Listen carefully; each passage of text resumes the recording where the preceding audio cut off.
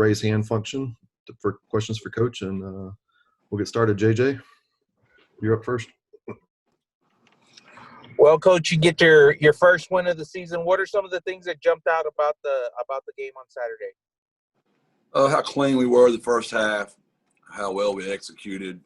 I was extremely pleased how well our special teams played the first half, and I think they were the difference in the first half of the game. It was a tale of two halves. The second half, we were not as crisp, pretty sloppy, to be honest with you. I think conditioning had a huge aspect to do with that.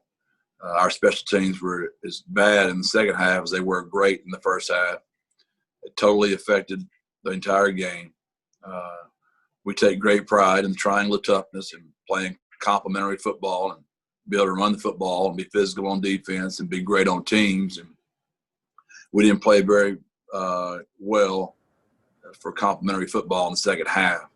Now, our kids did give all they had. They were basically writing a check with their minds. Their body couldn't cash just because the heat. And I just hadn't done a good enough job of getting them in shape, honestly. And that's something we got to get better at so we can play more than 2 quarters. Is that something you can improve on as the season goes on? That conditioning, is that something that improves from week 1 to week 2? Is that one of those things? We'll stress it, but there's only so much you can do in practice. You kind of got to play your way into that, especially this year of all the years. No matter what, we've only played a game. We still miss spring ball and we still miss summer. So I'm not making excuses for my players. I hope y'all know me well enough by now. I try to shoot it as straight as I can with you guys, unless it gives our opponent a tremendous advantage. All right, Greg, you're up. Jeff, how you doing? Good morning. We're still undefeated, Greg, so it's a good day. Yeah, and we talked a lot coming in about how much of the system you might have at your disposal or what that would look like. Did you feel like you guys had enough offense and defense available this week to keep Texas State off balance? I knew no. I thought the second half that kind of hurt us a little bit, honestly. Jake did a good job on some adjustments. I knew when I saw his O-line coach over there working on slide protection at halftime, I went to Tyrone and said they realize they can't block us. They're fixing to max protect and throw this thing deep a bunch right now. And, they got quite a few DPIs that made it easier to keep doing that.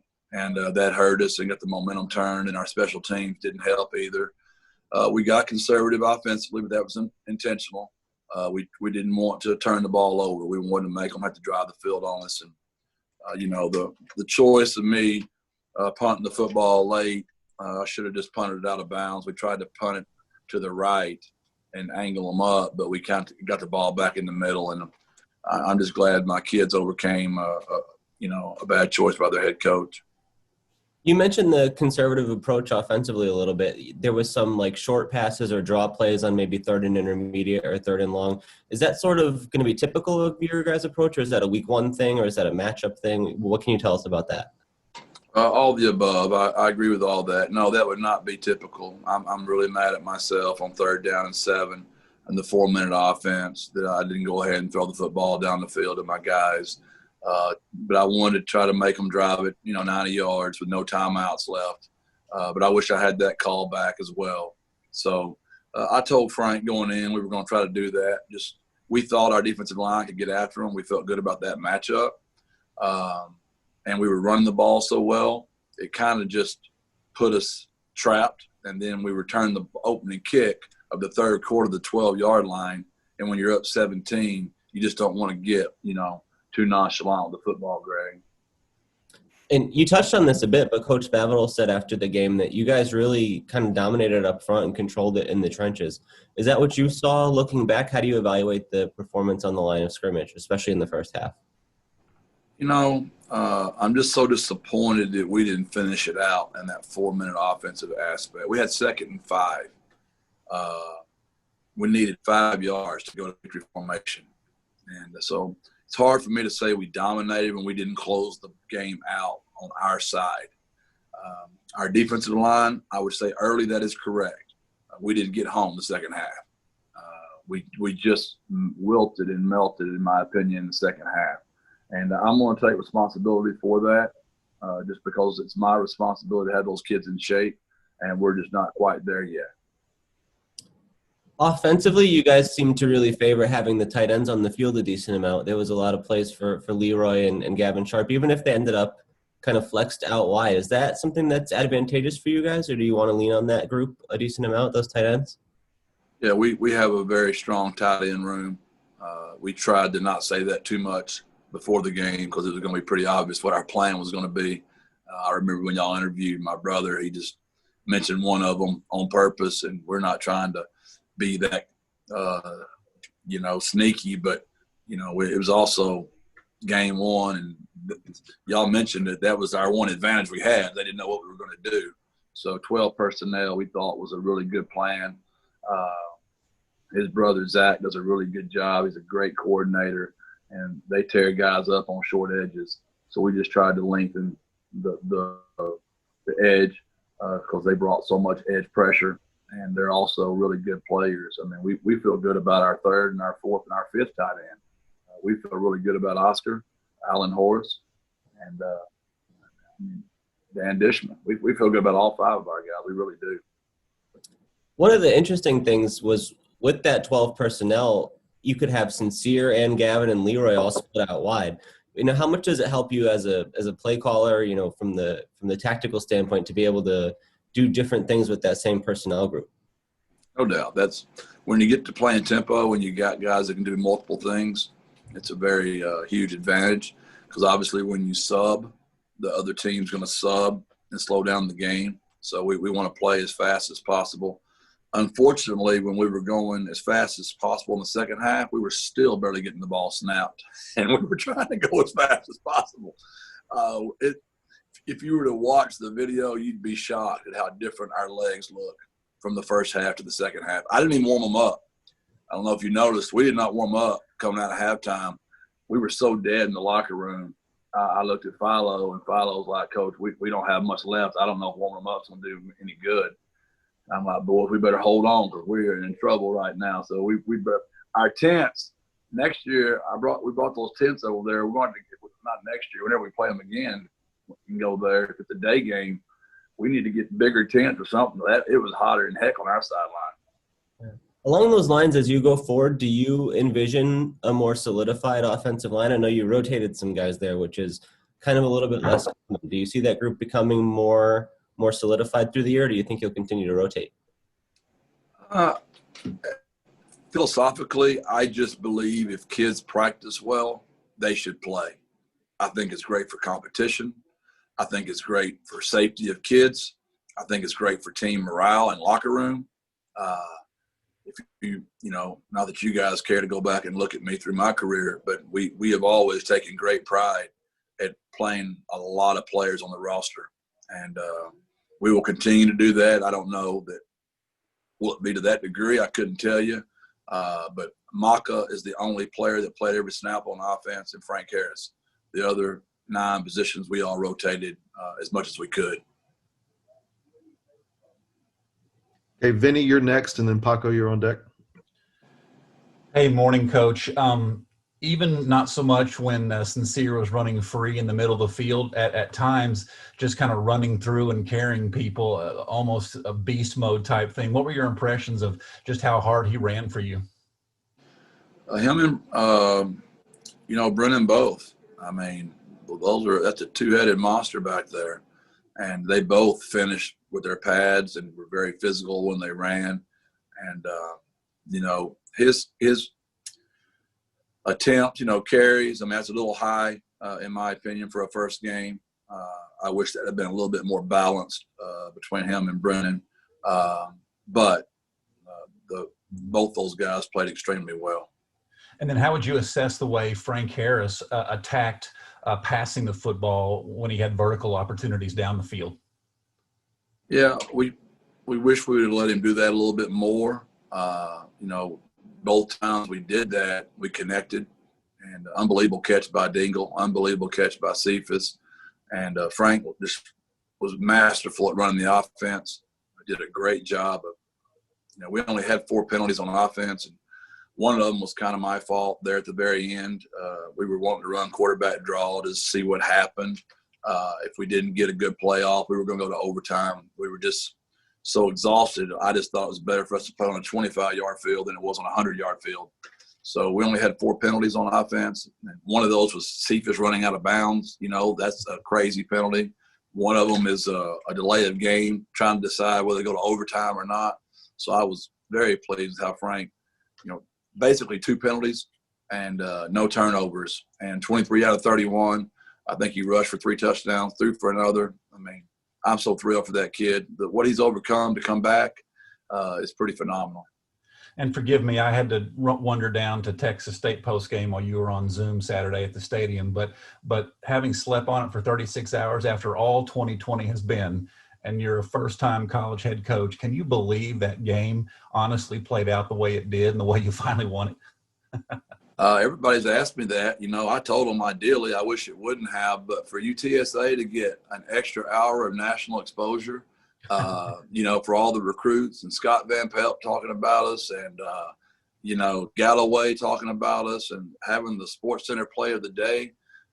You know, I hit up all 20 recruits on the way to the game. We have 19 committed. So we have a silent commit that we haven't told anybody yet. So we really got 20 kids, and all 20 kids hit me back within 2 minutes on the bus. And our recruits were so into the game. And when I got out of those 488 texts that I had, I bet you 100 of them were from my recruits, just keeping up with the game, loving our uniforms, just loving the kids. I mean, it was just a lot of fun. It was a great look for us.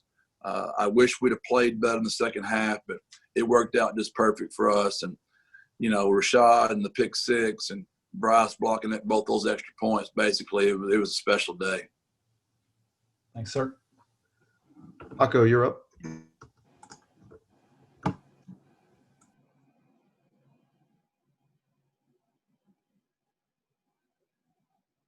He's still muted, Kyle. There it is. Sorry. You're good, Congratulations brother. on the win, Coach. So I guess part of your formula, and you just mentioned that is having fun on the field. But also, have you considered this to be still part of your formula to keep them motivated? And how much time do you invest on this with your players? A ton. We talk about our culture all the time. You know, we just don't want to talk about it. We want to be about it. And you know, we're currently cutting up video right now where we showed kids examples of being selfless. What a great block by Frank Harris on the reverse. You know, little bitty things. How about when Rashad's touchdown? Did anybody notice DeMarco Guidry? You know, he's the one that rerouted that kid.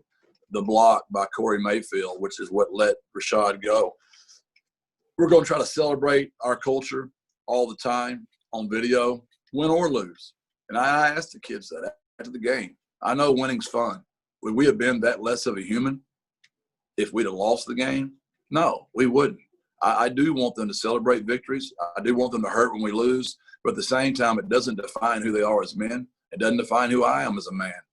So we talk about that kind of stuff all the time. And it's just who we want this culture and who we want this to be.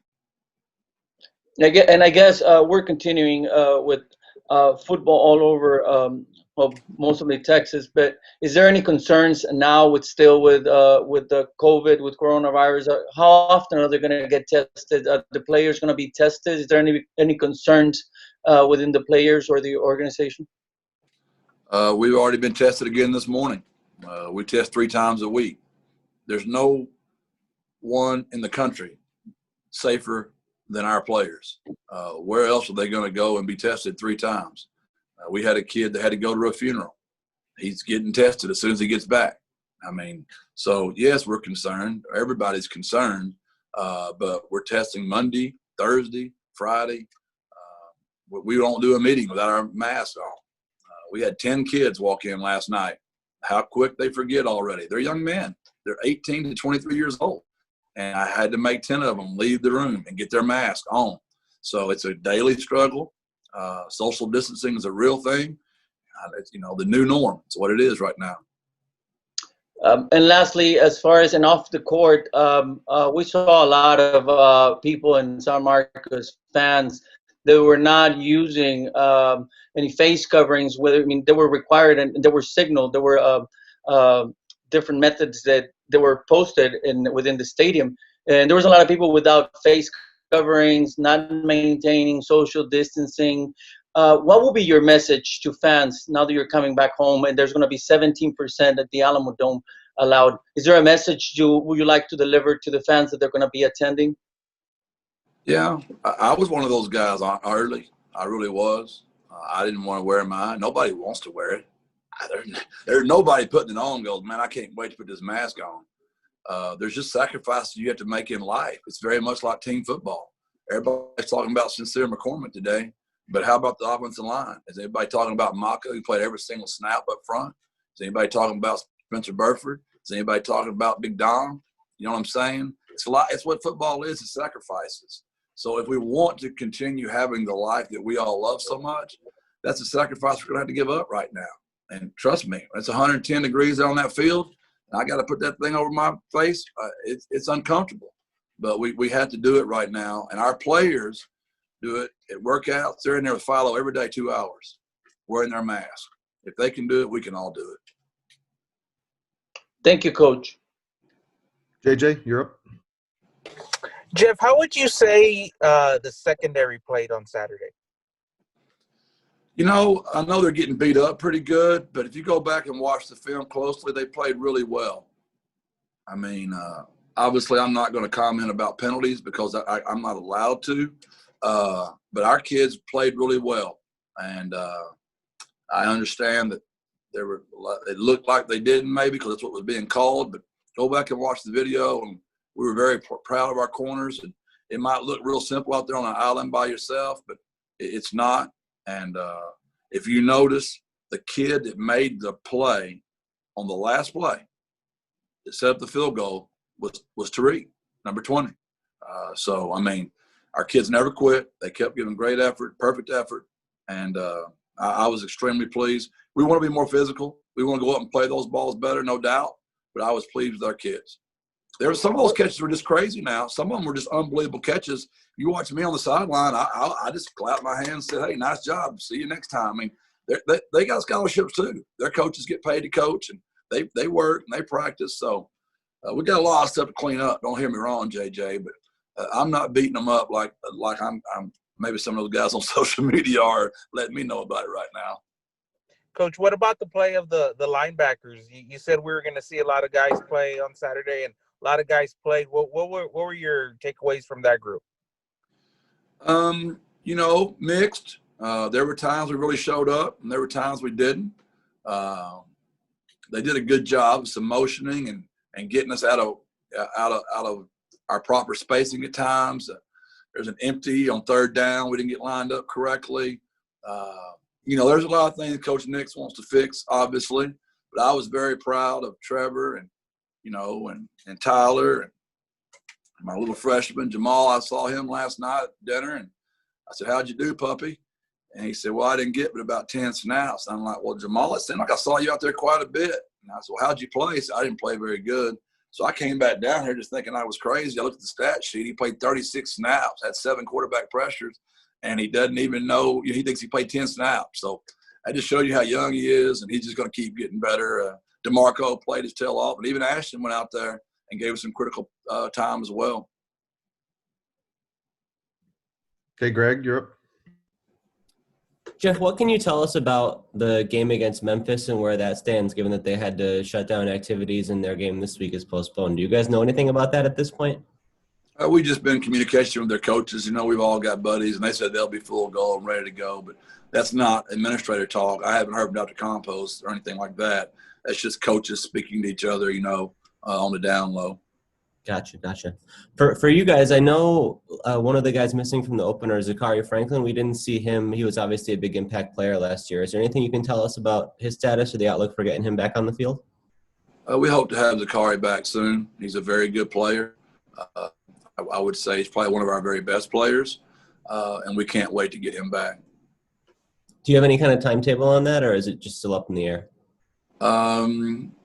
No, it's still up in the air.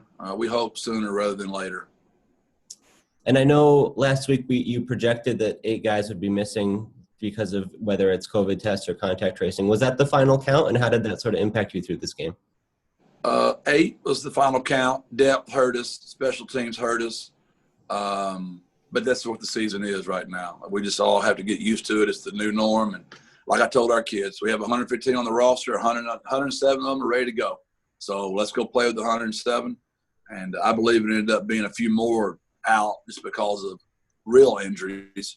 So, we probably had 102 or 100 ready to roll. And coaches nowadays, you got to find a way to make a roster right now.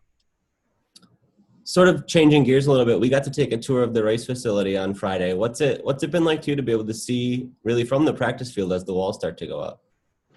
We had so much negative for so long, Greg. Basically every time I spoke to y'all from March until not long ago, it's just been negative. It's just so uplifting to be practicing down there in such an economic, stressful time. Our commitment from our university and our boosters for our kids to see that facility going up. I don't know if y'all understand, because of social distancing, our team meetings, there's a wall in between our meetings right now. We got defense on one side, offense on the other. We're social distancing. Our kids, they deserve that building, and the commitment from our university and our boosters is extremely uplifting. Every day we practice, we look up there and it just keeps getting bigger and bigger and bigger, and it's been a real pick-me-up for my guys. Yeah, I was going to ask, is that something that I know that's something that like coaches and administrators are really invested in, but do the players care a lot about that too? Are they monitoring this progress and showing that same excitement? Totally. And I told them, we stopped on the day the first wall went up. I said, man, I know y'all don't get it because you're not old like me. There's going to be a day you're going to look back and go, you know what, man? You tell your children and your grandchildren, I was on the field practicing the day that very first wall went up in that building. And some of them took pictures, from the practice field. And, we talk about it a lot because I want those kids to know, there's just so many people that have paid it forward because they believe in football. They believe in athletics. They believe in coaches. And, the gift from James Bodenstadt the other day, $5 million, the largest gift supposedly in the history of our school. And this time, in this crisis, unbelievable how those guys believe in coaches and players and how the game is used as a microcosm of life. All right, Steven, you're up. How's it going today? Good morning. Morning. This weekend, you got the home opener. It's against SFA. Just kind of what are your thoughts on getting the home opener and it coming against your alma mater, and just kind of your thoughts on what SFA has meant to you over the years? Well, it's deep. My mother and my father both have a bachelor's and a master's from there. My wife and I both have a bachelor's and a master's from there. I have a brother that graduated from there as well. And pretty much when you're raised in East Texas, if you want to be a ball coach, you go to SFA.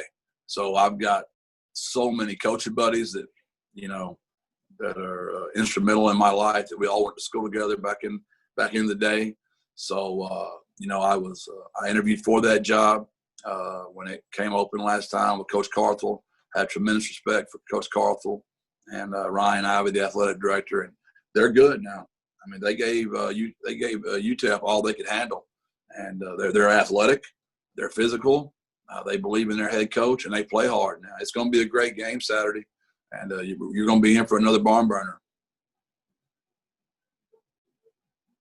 Okay, anything else for Coach? All right. Appreciate it, everybody. Appreciate y'all, man. 1-0, birds up. Thanks, Jeff. Thanks, Jeff. God bless.